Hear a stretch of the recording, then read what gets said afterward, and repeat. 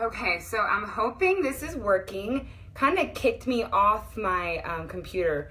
So we're gonna try this one more time. All right, I'm Ashley Smith and I am one of the coaches at Working Against Gravity.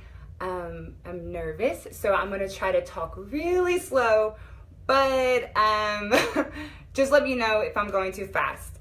Okay, so I know that, oh, I got two people. Okay, I think it starts recording now. Okay, so I'm Ashley Smith. I am a coach at Working Against Gravity. I'm super nervous, but I'm so excited.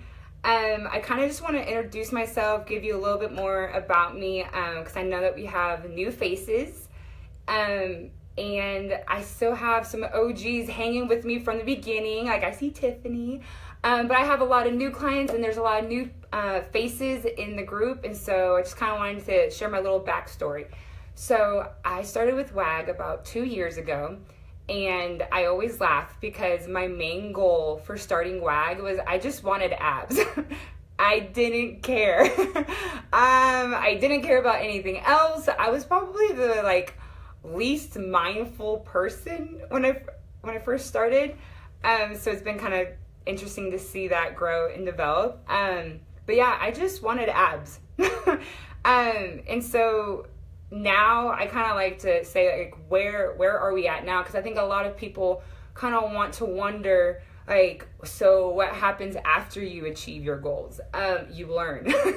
You keep learning and you learn and you learn and you learn and you learn more about yourself. You learn more about your body, and that's a never-ending process. So I know sometimes we get scared when we're but what happens afterwards? Well, there is no afterwards. We just kind of keep it rolling. Okay, so today I want to talk about self-sabotage. The biggest thing that I kind of want to first throw out there is if you didn't watch the live podcast that on the Working Against Gravity page, super important to really tune into that. Michael did it from Brute, and he was talking with someone about the words that we use and the power. And if you're someone who's don't really kind of buy into that, that's the cycle that keeps this going.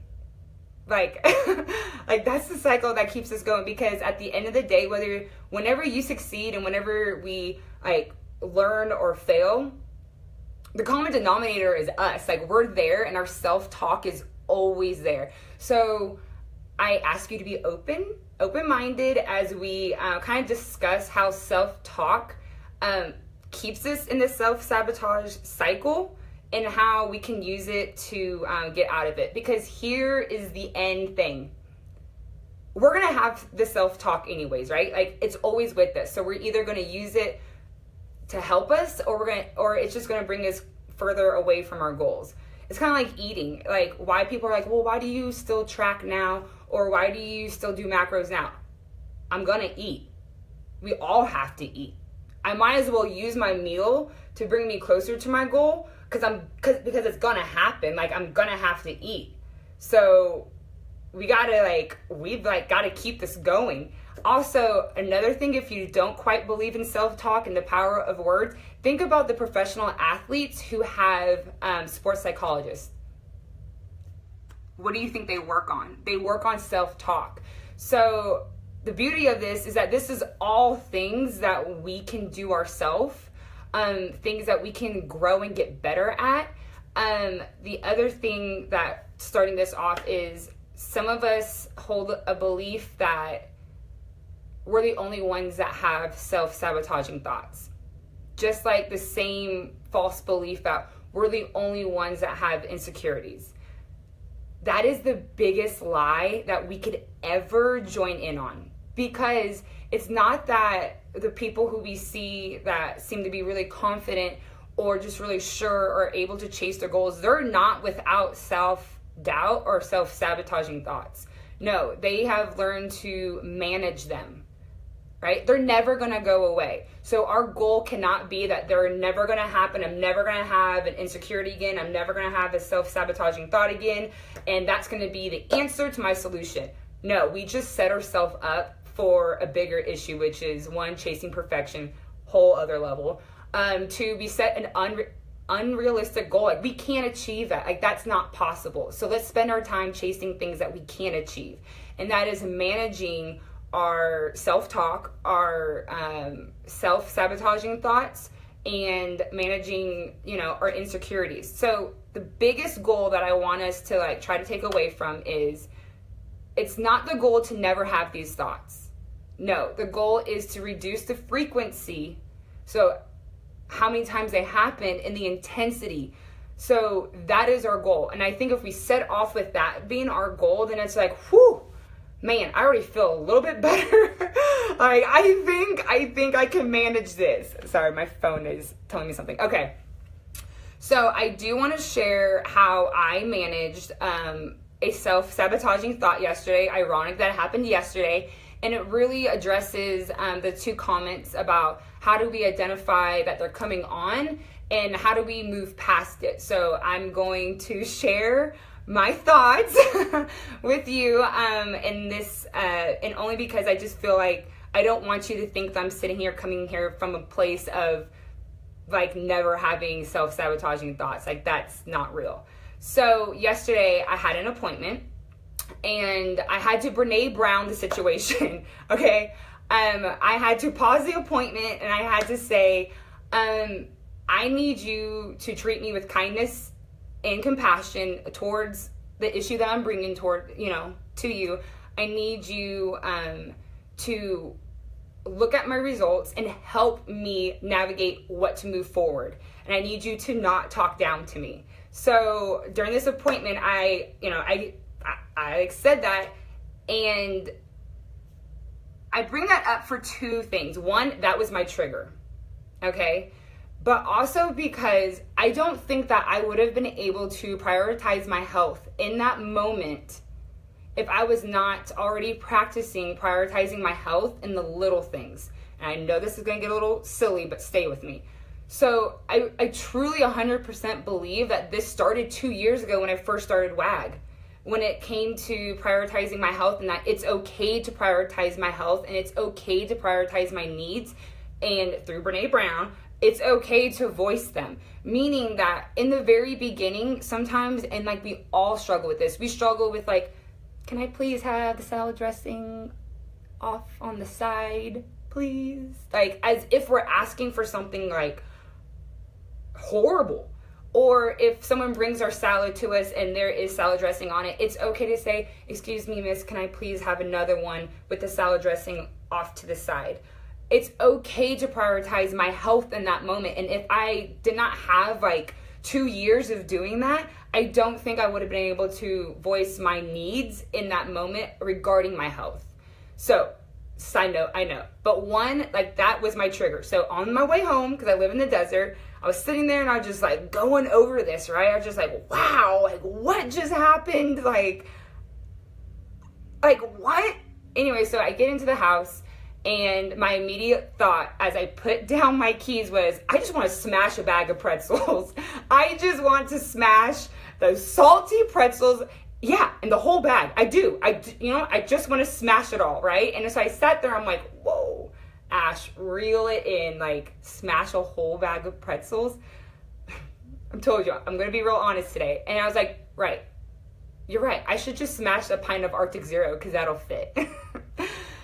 So as I said that to myself, I was like, okay, what is going on?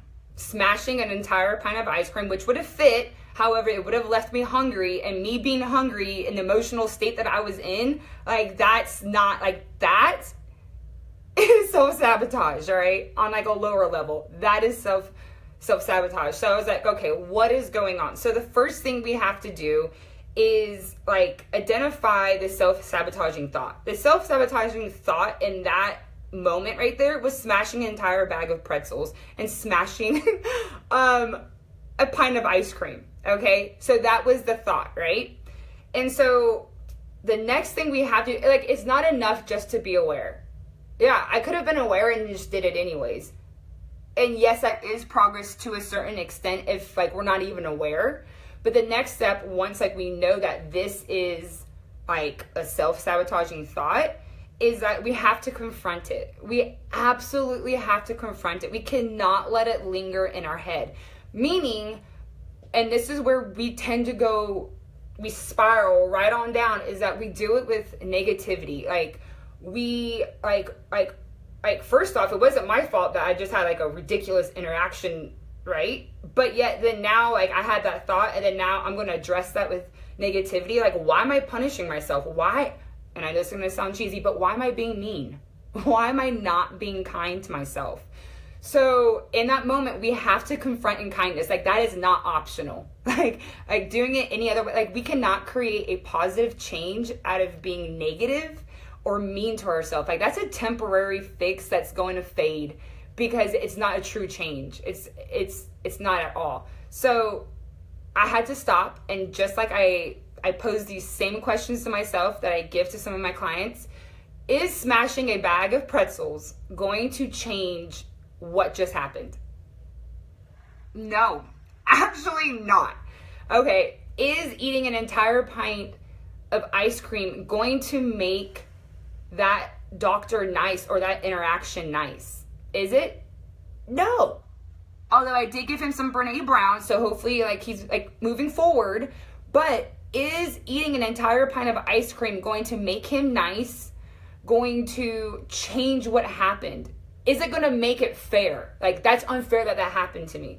Is it going to make it fair? No, not at all. So the next question, which is a hard one, is eating an entire bag of pretzels and an entire pint of ice cream going to make me feel better?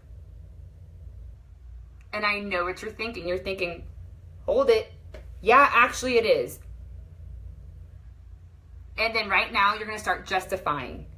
Anytime that we have to justify our actions against what we know brings us closer to our goals, like we already know that that's a self-sabotaging thought. Sorry. Justifying to ourselves, that's a big red flag. So if we didn't catch this starting to like spin out of control, like when that happens, that's a like park the bus. Like we gotta get out and like evaluate what's going on. Because whenever we justify, it's because we're justifying against what we know to be true. So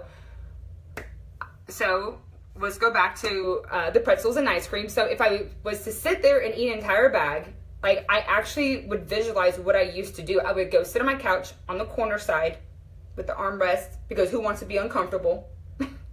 Right? And I would have the TV on, so now I'm mindlessly eating, and I would eat an entire bag of like pretzels and ice cream, and I actually see myself like zone out. So what am I doing right there? I am numbing myself. I am numbing my feelings of feeling hurt, even though I still feel empowered. I am trying to avoid feeling hurt when really what's going to help me in that moment is to say, you know what? I did do something great for my health. I did prioritize my health. And you know what? I am upset. I'm upset that it happened. I'm upset that I was treated that way. And it's okay to feel both at the same time. It is like we go to numb whenever we feel like we can't feel both at the same time. Like I can only feel empowered. And the fact that I feel sad, that must mean that like I did something wrong, or I wasn't as empowered, or all these other crazy thoughts that we start to like let rattle our head, when if we just stop and say, you know, I do feel upset, and I did stand up like for my needs in that moment, and that's okay. So acknowledging, we have to acknowledge. To choose to not acknowledge means that we just want to stay in our comfort zone of zoning out, eating pretzels and ice cream, right? It's much tougher to say, I'm actually upset. You know, I'm upset. And that is okay. So now that we have walked through that, we identified our trigger, we identified the self-sabotaging thought, we've confronted it in kindness, not optional, right? We asked ourselves those list of questions, and we were really honest with ourselves. The second thing is that we have to take action. Like this is like we all have the feeling that self-sabotaging is a cycle, right? Well, so is this too. Like, we don't get to pick and choose wherever we want to get off and think that we're going to be successful. We got to finish the circle, right? Or else it's not a circle. So the next thing is our action step. So for me, that was getting out of the kitchen. Like, I don't need to be hanging out with pretzels. Okay? Like, that's just not okay. Get out of the kitchen and do something productive. It's not enough just to remove ourselves. That's obviously a very important step, and I don't want you to feel like you're not doing enough, but I just want us to see where we can really be successful by little baby steps, right? So getting out of the kitchen because I don't need to hang out with pretzels, all right? And I've already decided I don't want to wait for my Arctic Zero to defrost, all right? So but then it's being productive, all right? Why be productive? Because being productive makes us feel good. So what did I do? I grabbed my laptop, hugged my dog, because we all know that dogs make you feel better, okay? Or hug your cat, right? And I went back to work because I was feeling productive. Like I needed to feel productive, right? And it doesn't help. Oh, well, it does help. Sorry. It does help that my job allows me to speak love and kindness into people. So not only am I taking myself out of the situation, I am being productive, but I'm doing something positive. So yeah, so like this is all like, so was yesterday, like, did yesterday take more effort? Yes, 100%. It did take more effort. And did it take a little bit of like more effort to like jumpstart the feel good feelings? Yes, but it is much better than me sitting on the couch, an entire bag of pretzels, the Arctic Zero, and when I finish that bag and that pint, nothing has changed. Meaning, I still have that interaction. That person was still not nice. And I am left with a bazillion macros over, right? So nothing actually changed for the good for me. Yeah, I temporarily felt better until my hand reached the end of that bag. But that's the thing, that's the temporary feel good, right? And that's not what we're after. We're not after temporary results here. We're after sustainable results. I don't want to temporarily just feel better. Like, I just want to like move forward, right? That is how we move forward. So when we move forward, it has to be in kindness, because I bet whenever we try to move forward, we try to motivate ourselves with negativity. Meaning, you should have done this better, we could have done this, you should have said this to that person, all these things. Like, that's not moving forward. That's actually dwelling in the issue, right? That's dwelling in the issue. So that was my experience, and I don't want to take up too much time talking about myself, because I hope that you're able to see your patterns within that, right? So also, side note, I didn't want to go to the gym that night yesterday. I didn't want to go. I actually kind of just wanted to sit on my couch. So once again, like, it wasn't a self-sabotaging thought, but I just want you to know that it's not a one and done quick fix. Let's keep it moving, like we're healed and we're good. No, it's I don't want to go to the gym. I kind of just want to sulk. I finished my work and I just want to sit on my couch. But right then, like, I know that one, I need to go see my friends. I need to be around people. I need to move. So once again, it's another, like, we have to like jump start the feel good feeling. Because if, we sit there and we expect to feel it, we're going to feel disappointed. Why? Because it's not there, and it's okay that it's not there. Like, given the situation, why am I expecting it to be there? I cannot expect to feel that goodness that day. I have to create it. Just like we have to confront those negative thoughts. Like, some days take way more effort. Okay, but here's the thing, and I don't want you to feel discouraged, like, oh wow, she still struggles. Yeah, I do, because life still happens.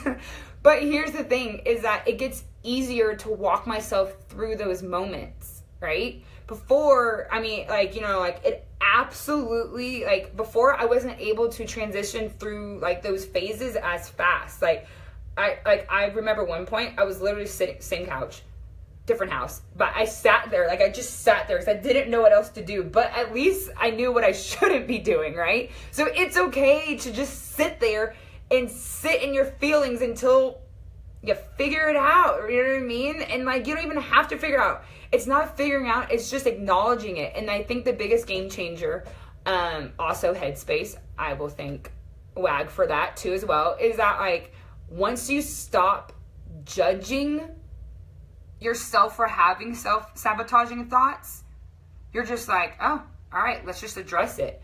But if you're going to sit there and spend energy judging the thought, how are we going to move forward? We can't move forward. We can't move forward if we're going to sit there and judge ourselves for having a thought. I hope that makes sense. And I also hope that that answers your question. So I have a couple minutes. And I just want to kind of bring out a few things on how, like, maybe like there's some other ways that you're like, okay, great, you emotionally eat, but I don't, like, right? So I'm going to try to bring up some other ways. Other ways is not celebrating your small wins. I know this sounds like so fluffy, but if you're going to sit there and go week after week after week after week after week after week of grinding it out and not sitting there, spending time like celebrating the small wins, like we don't move forward. We don't move forward and we get burnt out, and that then leads to negativity because you have not spent any time finding the good that happened that day or that week. So what else are we doing? We're dwelling on what we haven't, what we don't have and what we haven't achieved. And if that doesn't lead down the spiral, then you're epic. But for me, it does.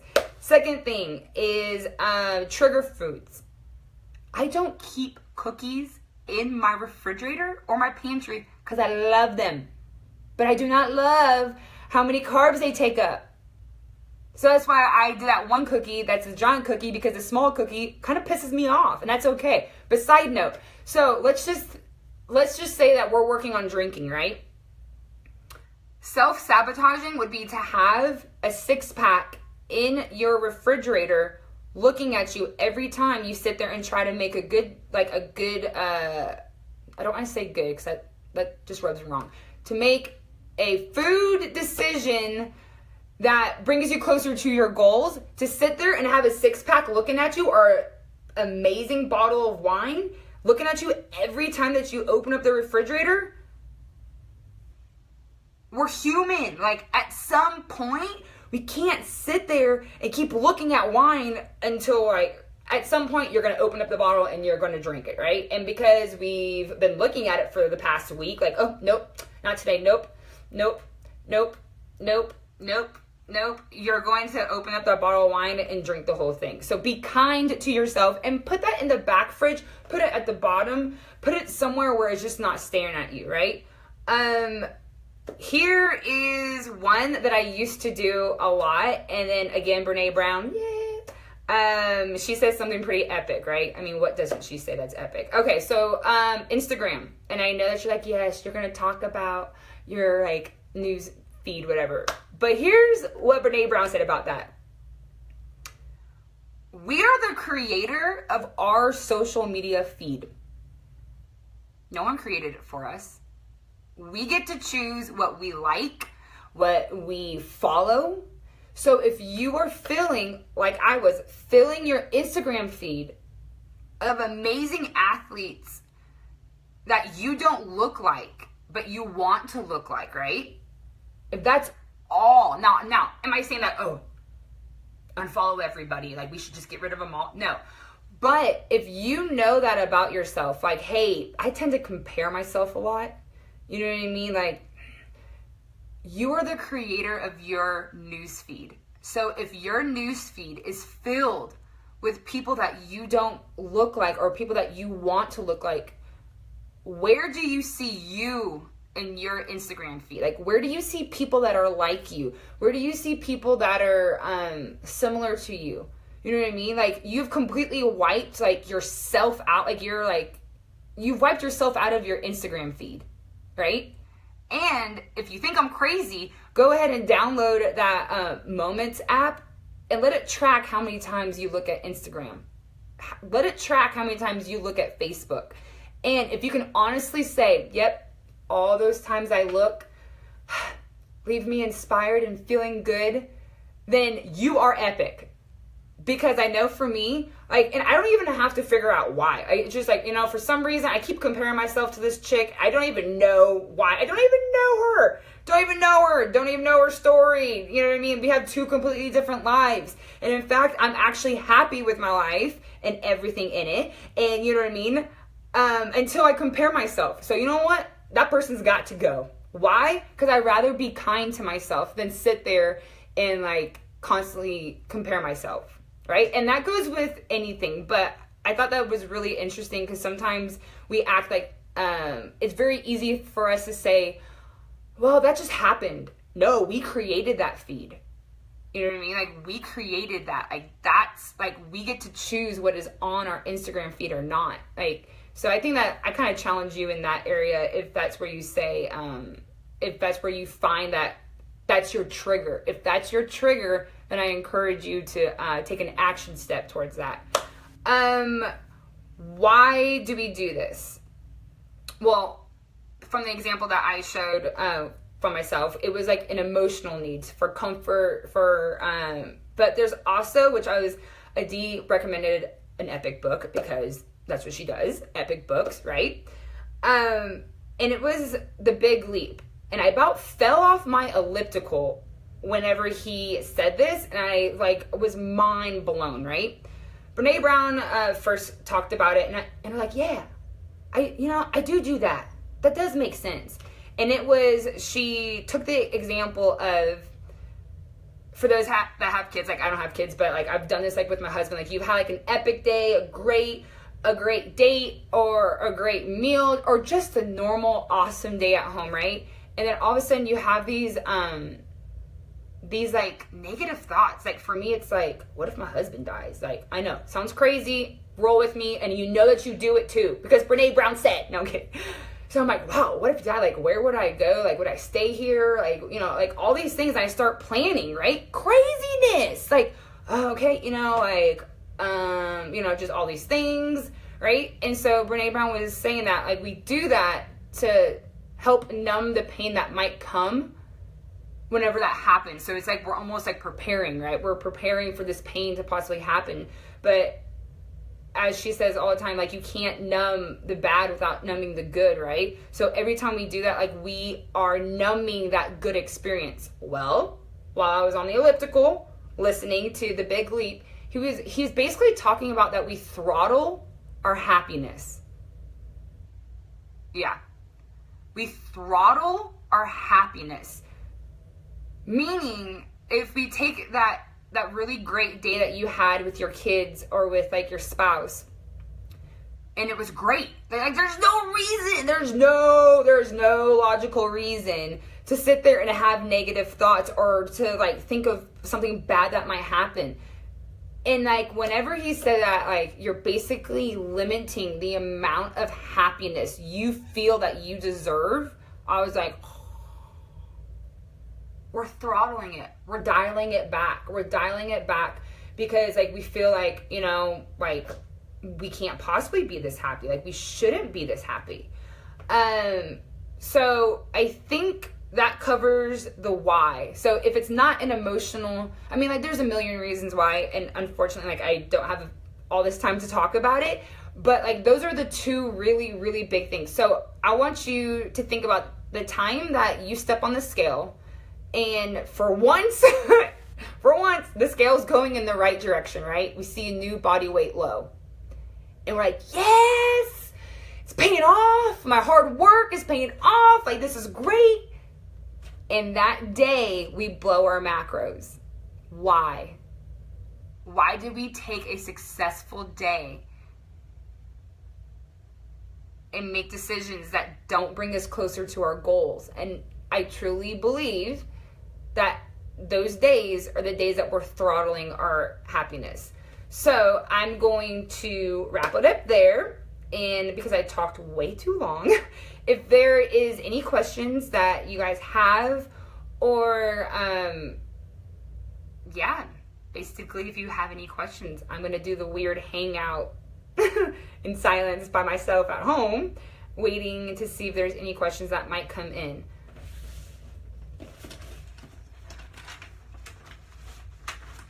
And I know that maybe you just need time to type. So I'm gonna give you time to type. I'm gonna scroll through some of these. It says, I need to start really identifying the current feeling and the negative thoughts in the moment. Awesome steps, actually, really solid. Getting myself to do something else is the hardest part right now. Any tips? So, that is hard. Why? Because that is the last step, right? That's the last step to walk out of the kitchen. And honestly, I think it's hard because we expect it to be easy. We expect that step, being that we did all this work, do you know what I mean? To navigate, to ninja our way out of this situation. The last step is hard, but we expect it to be easy, meaning that there's plenty of times in the past 2 years that I've walked out of the kitchen and walked right back in. Just to walk back out, just to walk back in. And of course my dogs are following me like she's lost it, right? But that's the struggle. And so if you're in that moment, it's okay to struggle your way out. Because I don't want you to view it as struggle. Like, that is growth. Like that is growth. That is learning. That is the exact moment where you're actually creating a new habit. And creating new habits are hard. But we do that through repetition, right? Just like snatching. If that doesn't drive you crazy, you know what I mean? Like, how many times have you missed a snatch? And then, and then maybe like a day later it hits and you're like, oh, thank goodness. But we don't go approach a bar, hit a snatch, miss it, and then be like, yeah, didn't work, I'm done, goodbye. Goodbye, Jim. Goodbye, Jim friends, and I'm out, right? No, we don't do that. We pick up the bar and we do it again. So I want you to take that same tenacity, that same determination, and know that it's okay for that to not feel comfortable. It's okay for that to feel really, really hard. And that is actually the process of learning. Think about like whenever like you're first learning math, right? Like, how many of you guys sat there? For me, it's spelling. Like, and if you're my clients, like, you know, right? You sit there and you're just like, you struggle through math and you're trying and you're trying and you're trying and you're trying, right? And then at some point, like, the light bulb hits, right? That's what it is. Like, for some reason, because eating is so natural to us, it's really hard for us to comprehend the potential struggle of relearning and reprogramming habits. So I hope that answered. And I didn't seem like rude, because I don't want to come off that way. But like that's how I do it.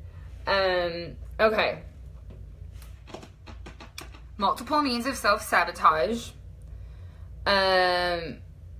Okay. So like emotional eating, not celebrating wins. I totally hear it. So here is, because we may not be seeing ourselves make progress. One moment. Okay.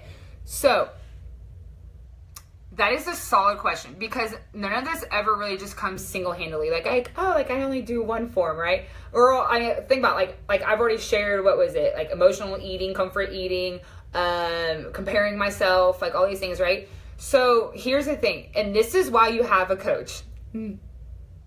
She's mine. To try to address all of these at one time is another unrealistic expectation, meaning it is okay to suck at a few areas right now.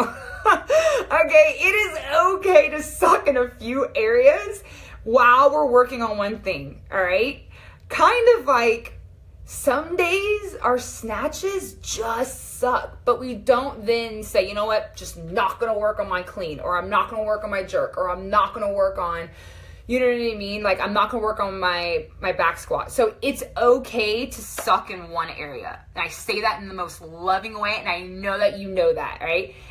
So because to expect us to excel in all these different ways at the same time, that's a tall order. And a tall order that I would never ask you to fill, right? So I ask you not to expect that of yourself, all right? So, and I think it's great that if we sat there and said, you know what, this week is going to be a stressful week. This week, I want to work on not stress eating, okay? And tackling it that way, right? And the thing is about achieving these goals, like I said before, like think about like, you know, like I still have to work at it. It's never achieve and then move on. Achieve and then move on. Because that would imply that the problem's gone, problem solved, and it's never coming back again. And that's a lie. Like that's not going to happen that way. What's going to happen is that the next time we just get a little bit better. So in that moment of getting a little bit better, that is where then now we switch to, actually, I'm going to choose to celebrate that I did well in that moment. And that's it. That's actually it. Because that is winning. Like, that's winning. Winning is not the absence of this happening. You know what I mean? Like, that's not winning. That's chasing perfection. And Brene Brown said, do not do that. Okay. I think that's all the questions that I have. Those were really solid questions. Thank you for asking that. So we got that. Hello, Snow. I kind of just met you, so that's kind of... yes, no negative self-talk. And I think that's all the questions that I have now. And that's okay, because I've kind of been rambling for a while. So, the biggest takeaway is that you are stuck with yourself. So we can either make our self-talk positive and move us forward, or we can let the negative thoughts that half the time are not real and are not true take us further away from our goal. And the beauty of it is that we get to rewrite our stories. And it is like, there's multiple times that I will be doing something, walking, or even in the gym, and the girls will tell you, I'll literally stop. Like, I have to physically stop my body and rewrite what I just said to myself. So if that's approaching a lift and I'm already thinking I'm going to fail, or if that's, you know what I mean, or like I'm not going to make it, going forward is just a recipe for disaster. Like, physically stopping my body and rewriting that story is what's actually the only shot I have of being successful in that moment. So, that's a solid 40 minutes, and I think that's it. So, once again, I'm just going to give a little bit more time to see if there's any more questions. No. I think I covered a lot. Okay, so anyways, 2 things to check out. The Big Leap, the book. I'm going to provide that link down. And I strongly recommend that you check out the live podcast that Michael did that was on our Working Against Gravity page. And I think it's just epic that it happens to be within like each other. And just really be open-minded to the power of your words. I'm pretty sure he said that. And I 100% agree. So yeah. I love this, and alrighty. Have a good one.